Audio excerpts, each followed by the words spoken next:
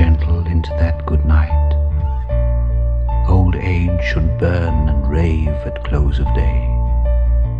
Rage, rage against the dying of the light.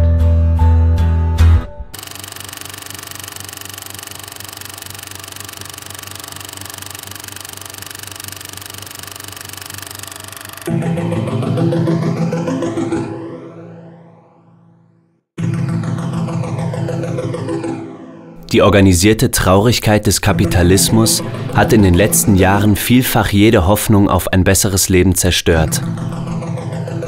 Was für eine Welt, von der man sagen kann, dass sie verrückt ist, ohne eine andere zu kennen.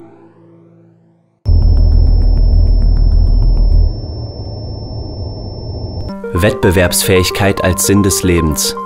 Wir alle stehen uns als Konkurrenten um das Viele, was es gibt, aber nur wenigen gehört gegenüber. Doch den Kampf um das scheinbar unendliche Wachstum können nur wenige gewinnen. Willkommen im Wahnsinn. Der Kapitalismus produziert enorme Reichtümer, doch die meisten Menschen können gerade mal davon träumen. Die nächste Rationalisierungswelle rast unaufhaltsam auf uns zu.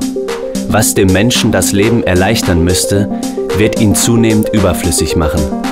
Das ist seine grundlegende Gewalttätigkeit.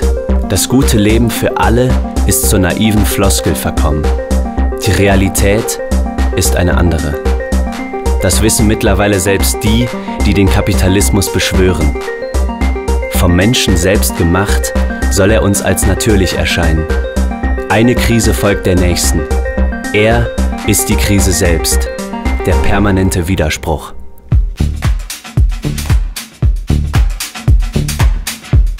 Wo die Krise zuschlägt, befördert sie Ressentiments und Aggressionen. Sie richten sich gegen Minderheiten, gegen Jüdinnen, Muslime, Homosexuelle, Migrantinnen, Obdachlose, Faule, wie auch immer. Wer seinen Nachbarn erschlägt, der kann nicht Seite an Seite mit ihm aufbegehren. Ob mit den eigenen Händen oder als Aufforderung an den Staat, noch mehr Menschen im Mittelmeer ertrinken zu lassen, das Ergebnis ist am Ende das gleiche: massenhafter Tod. Worauf aber weder die Fundamentalisten noch die Rassisten jemals kommen würden, ist zu fragen, warum die Welt so eingerichtet ist, wie sie eben ist. Als Antwort darauf schallt der Ruf der liberalen Gesellschaft nach Freiheit überall durch die Medien. Aber was für eine Freiheit soll das sein? Die Wahren reisen frei durch die Welt. Mit dem richtigen Pass und genügend Kleingeld können wir die ganze Welt entdecken. Ob mit Rucksack durch die Favela oder auf einen Martini am schönsten Strand der Welt. Doch nicht alle haben die Visa-Card im Badeanzug. Deutschland will wieder Weltmacht sein, während Südeuropa an den Rand des Abgrunds gedrängt wird. Ein Instrument der Durchsetzung deutscher Interessen ist die Europäische Zentralbank. Sie steht nicht nur symbolisch für den angeblich alternativlosen Sachzwangcharakter der gegenwärtigen kapitalistischen Verhältnisse europäischen Zuschnitts. Sie ist wesentlich für die sozialen Verwüstungen in Europa mitverantwortlich. Der 18.03. ist der Tag der Pariser Kommune.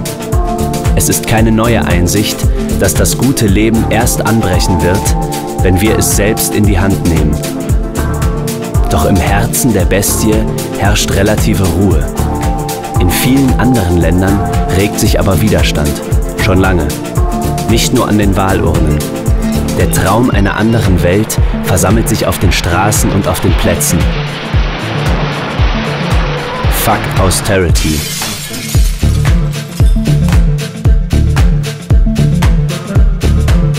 All die Kämpfe, die wir führen, antifaschistische Abwehrpolitik, praktischer Antirassismus und Feminismus, die Auseinandersetzungen um Bildung und Arbeit, all die nächtlichen Aktionen voller Wut und Hoffnung sind richtig und wichtig. Aber wir gehen am 18. März auf die Straße, weil diese Kämpfe aussichtslos sind. Wenn nicht allen klar ist, dass sie miteinander zusammenhängen. Kein Witz. Eine andere, eine solidarische Welt ist möglich. Aber sie kann nur auf den Trümmern der alten Ordnung errichtet werden. fangen wir mit dem Abriss an. Die Geschichte ist nicht zu Ende.